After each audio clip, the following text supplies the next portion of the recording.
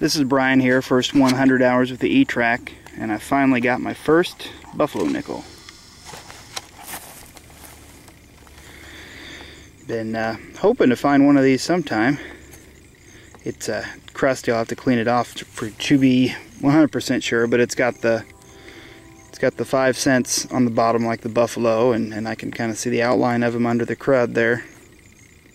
It's my first good find for today too. Come back if I find anything else.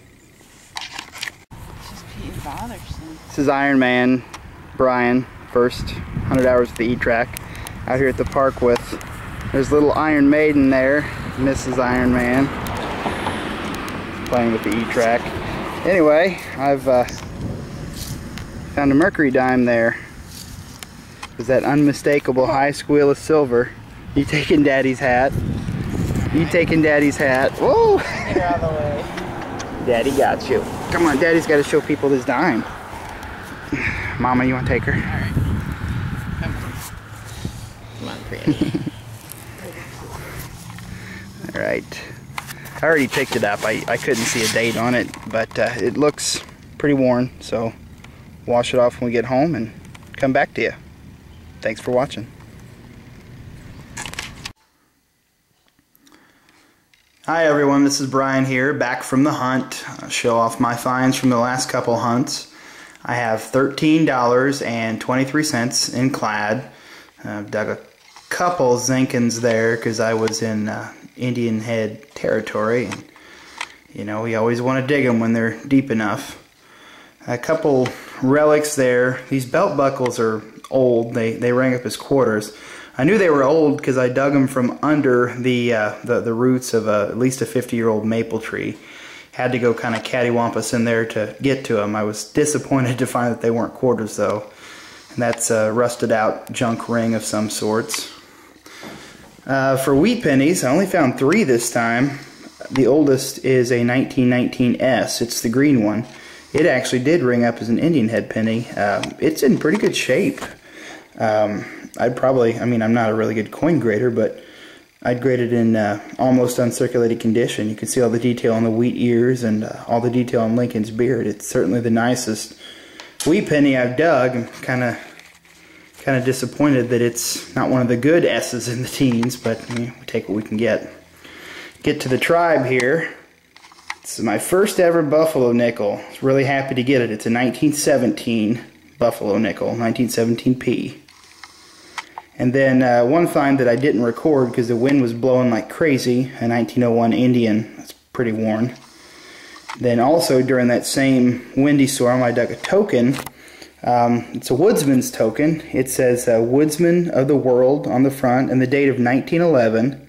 Woodsman of the World. It's got a pretty bad rust mark there, but that shows a picture of a woodsman with an axe there. And on the back it also says Woodsman of the World around there, and that's somebody's face that I can't tell. This here is just kind of like some laurel or some reeds, or some ivy, something like that. Haven't researched the old Woodsman of the World yet, but certainly found their token. The one silver coin I found was a mercury dime. It's a 1924, I believe it's a D if I remember. Yep, 24D. So an older one, pretty worn, but it's nice. Then the other silver that I found is this.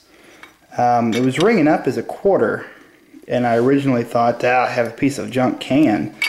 But I got it home, I cleaned it up, I didn't toss it out, and I noticed it had some hallmarks on it. So, like with British silver, you know, they always tell a good story. So I researched all these hallmarks on them. The lion there indicates that it's sterling silver, 925.